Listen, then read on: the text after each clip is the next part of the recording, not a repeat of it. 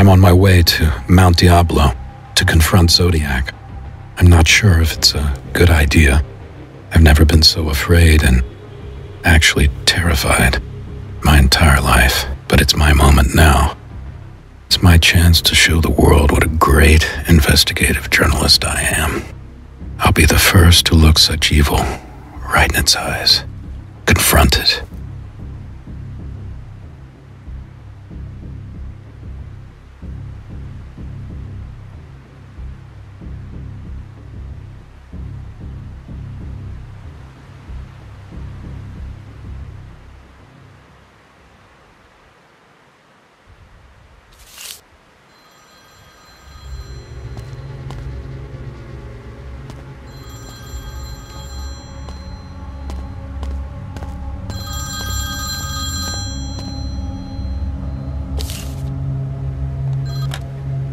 You're on time. Good. I hate when people are late. Back to the point. Turn around and walk along the path. Take a look inside the car when you see it.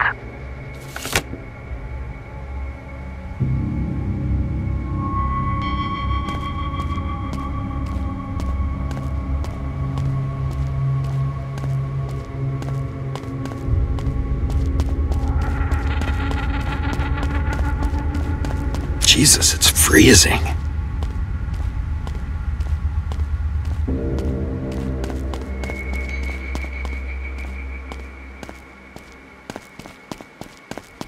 How far is this car?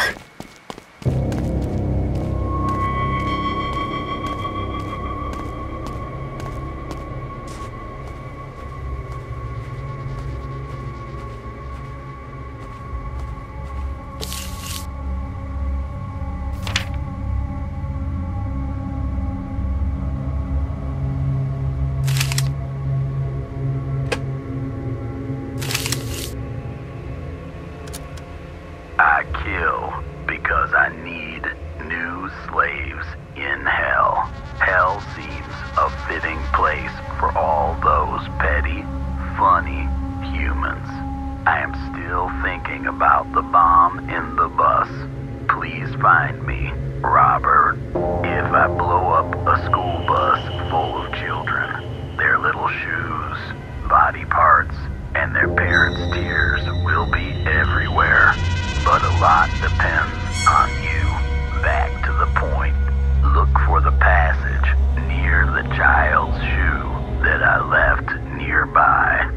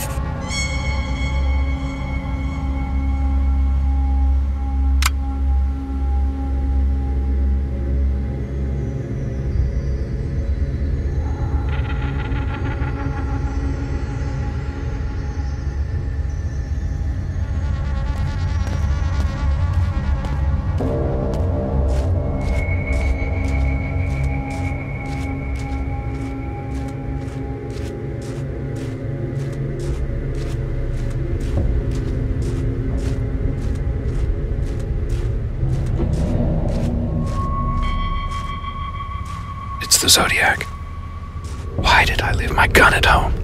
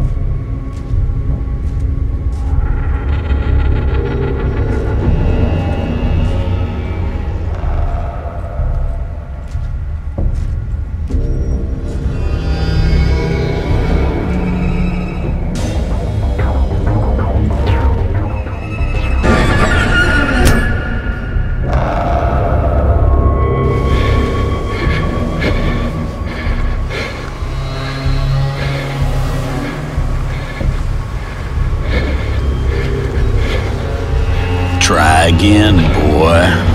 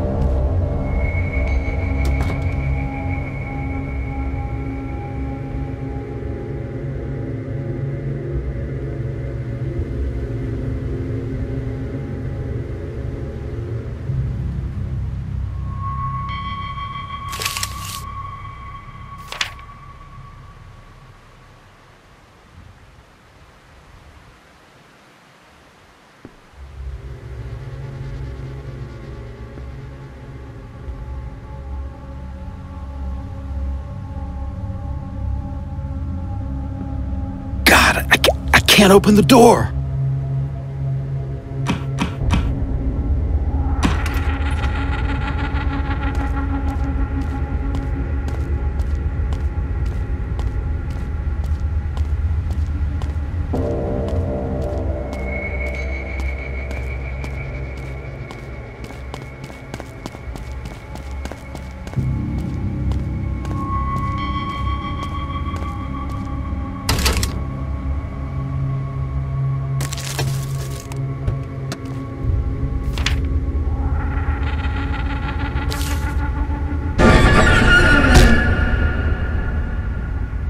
Boom!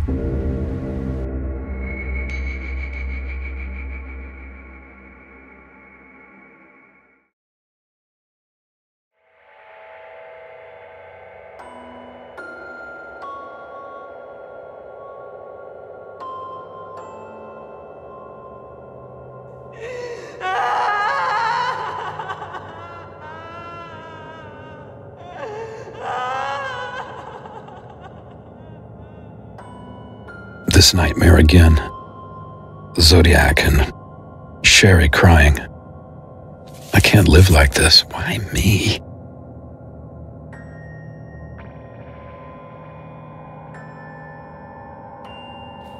The doctor had predicted fragmented visions of Zodiac's crimes coming to me in my dreams. Tonight I saw the killer following Sherry to the library, having smoked a cigarette before.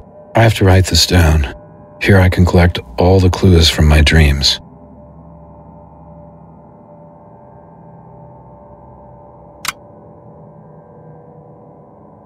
We've been going through my childhood and the Zodiac's, sort of comparing them in an odd way. We all know every psychiatrist clings to childhood and how that influences you, but we're talking about my fucked up old man now. I've gone through a hellish meeting with the Zodiac. That hasn't been too long ago. And the doctor digs up every skeleton from every closet that I've been trying to forget. And then there's this fragile, lost girl and what happened at the quarry. And even now, when I'm writing about it, I'm moved with the kind of anger and helplessness, a frustration. And I hear that voice in the darkness again, and that terrible sobbing. And then my father's work stands in front of my eyes, just looks at me, as if it were a thing with its own life and being. I was angry at the doctor at the beginning because he dug his old story up, but I think I understand what's going on now. If not for my father, I would probably never have become a journalist, and I wouldn't be working on murder cases for sure. And that means I wouldn't have met the Zodiac. When I was driving to Mount Diablo, I thought this adventure could end in two possible ways. Zodiac would kill me, or I would give him up to the police. There'd be a court case, and Zodiac would hang or fry or... Anyway, that would be the end of him. Turns out there was a third, much worse possibility. I might die under his knife. Now I'm a kind of zombie. I stumble between worlds. I have no dreams or hopes. I don't even know what happiness is, and sometimes I just hate everyone. But I'm a part of this too. I'm human too, right? Except for this emptiness. I'm accompanied by some kind of dread and disgust. And sometimes when I wake up in the middle of the night, I have the smell of rotting flesh in my nostrils, and it's as if my own body were rotting. It's impossible to deal with. And that's why I go to therapy. And I hope that thanks to the doctor, one day, I can return to some semblance of normal life.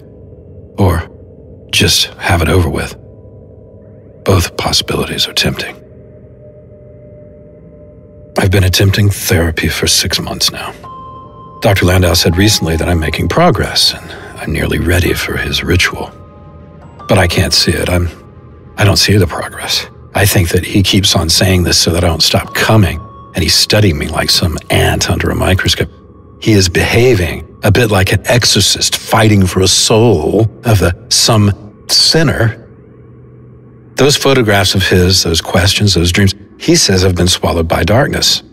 And I must go down to its core, into the heart of darkness, take myself away from there and back into the light. Well, that sounds beautiful, but it's a bit too mystical to come from a doctor, at least in my opinion.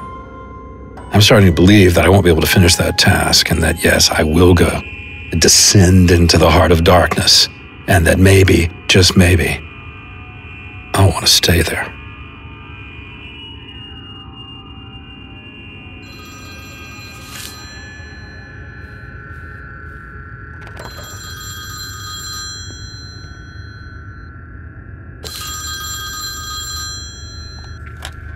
Hello, Robert. Dr. Landau here. How's your progress? It's exactly as you said, Doctor. I've been dreaming about the clues to the Zodiac murders. 6 months of live dreaming therapy couldn't have not worked. You are ready for the ritual. Have you unpacked Cherry's body yet? Yes, it's in the attic. You should collect all clues regarding Cherry's murder. Start the ritual, and then come and see me. After today, you shall start freeing yourself from the Zodiac. The cure is near, Robert. Are you sure, Doctor? It's all in your hands, Robert.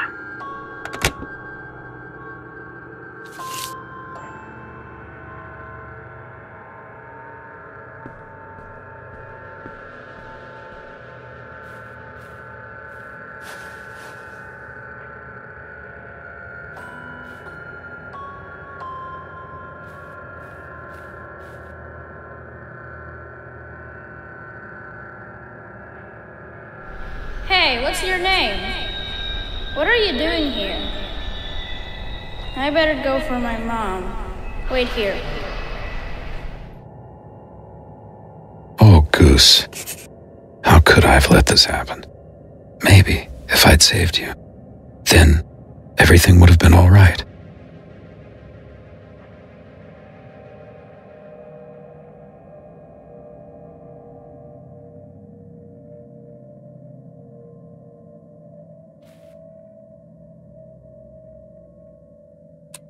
Tick-tock, tick-tock.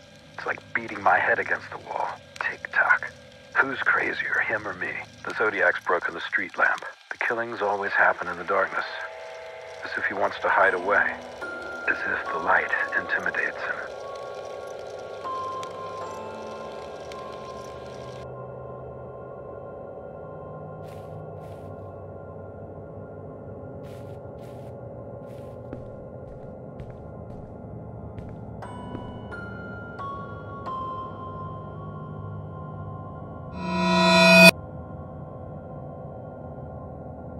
It's like in my darkest dreams.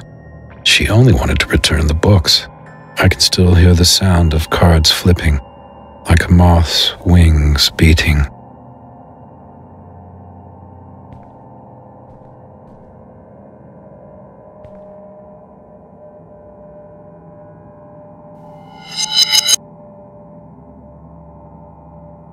The victim had lost her shoe while running away. Monica used to wear those very similar shoes.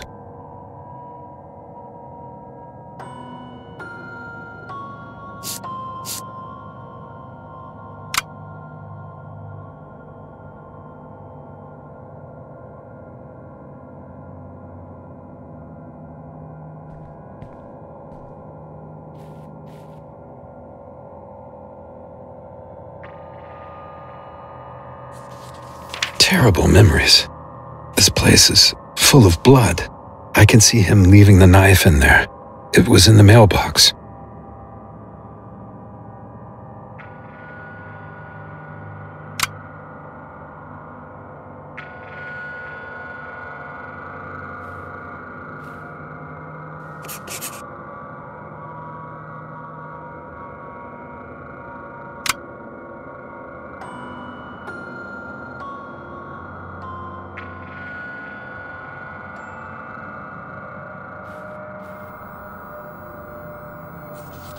Her car broke down. What a smart bastard. He was like a spider setting up a web.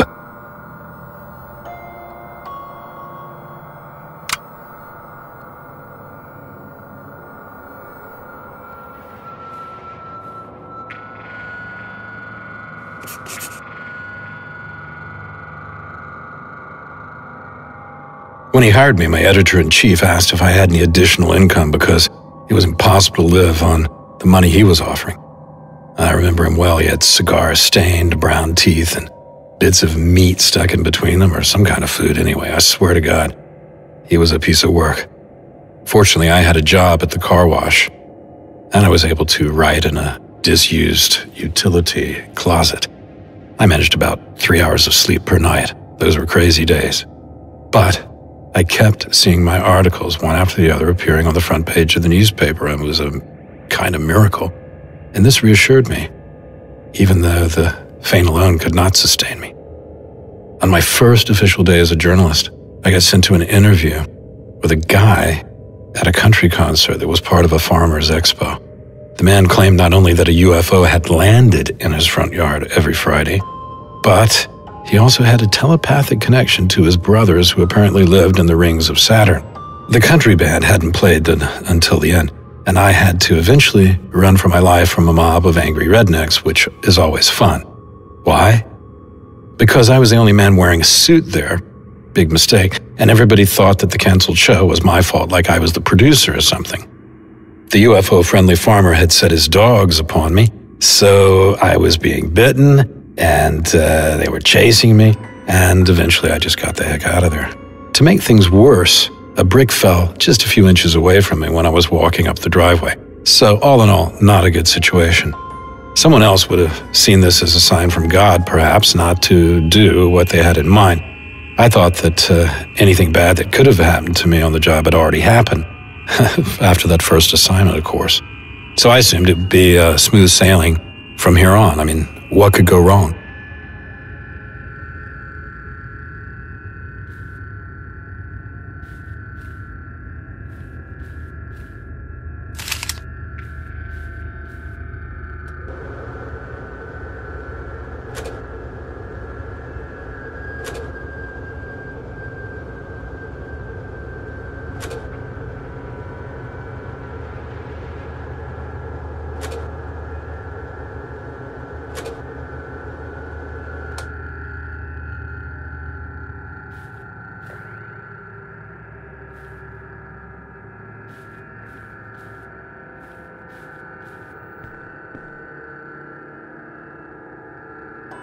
Apparently, he'd spoken to her in the library and offered to walk her back.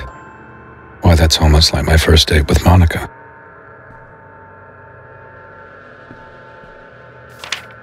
He turned the street lamp off.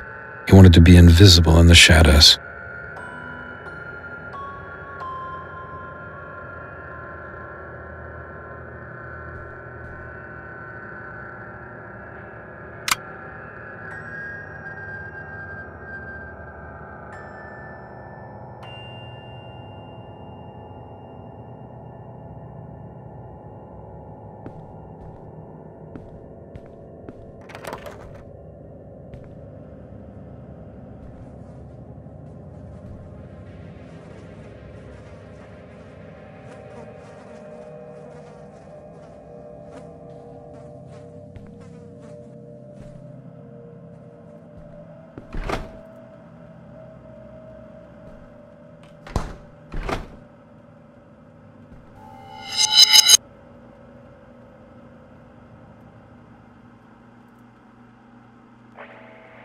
used the same knife to kill Sherry, and he did it with such brute force, he nearly decapitated her.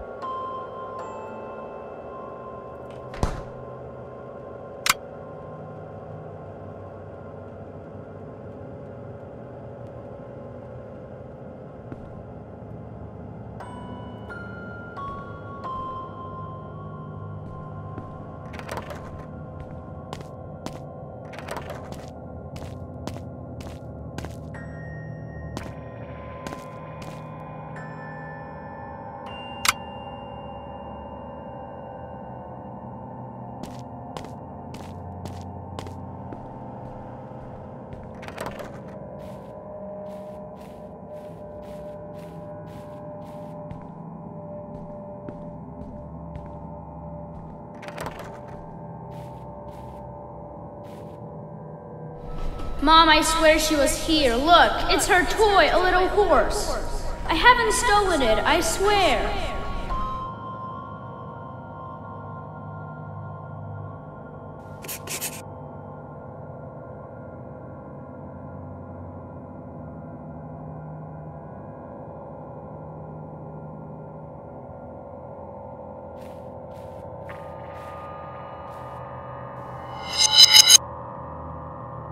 Poor thing. She only wanted to return some library books.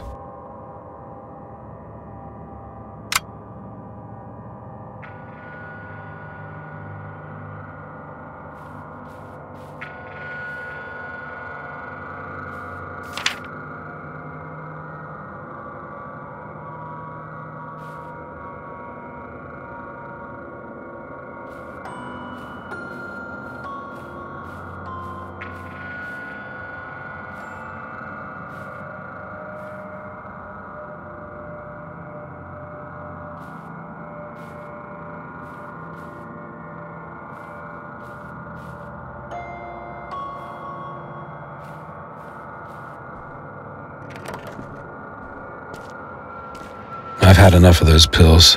This goddamn doctor's poisoning me. I don't trust these pills completely. I don't trust my doctor or these pills. I'm not gonna take them.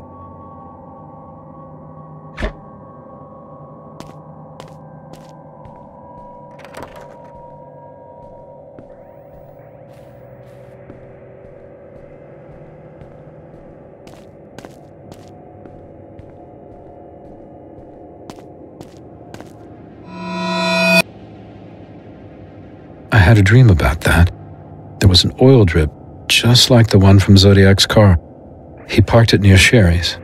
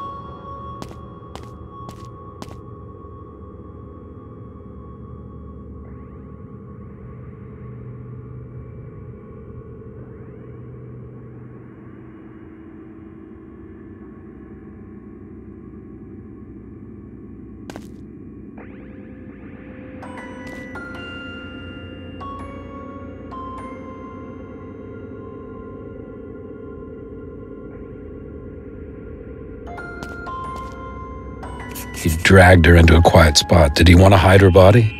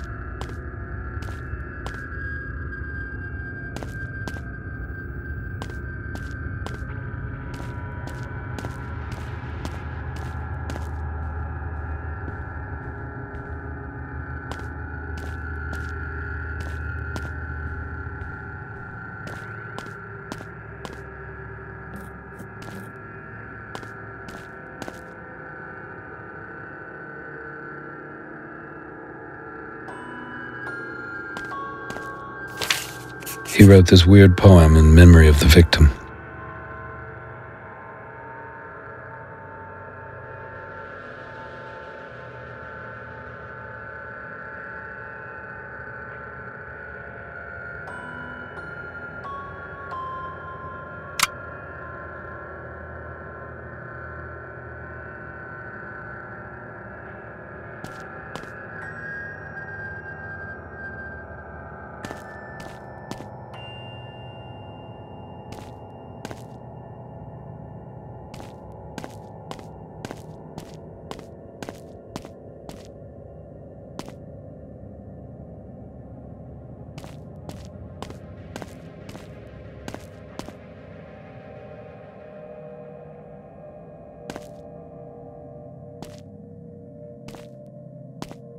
I hear this crying again. Sherry, I will try to help you.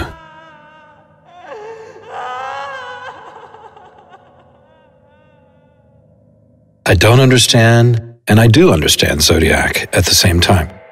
Everything is getting fuzzy. Sherry's shoes remind me of Monica's.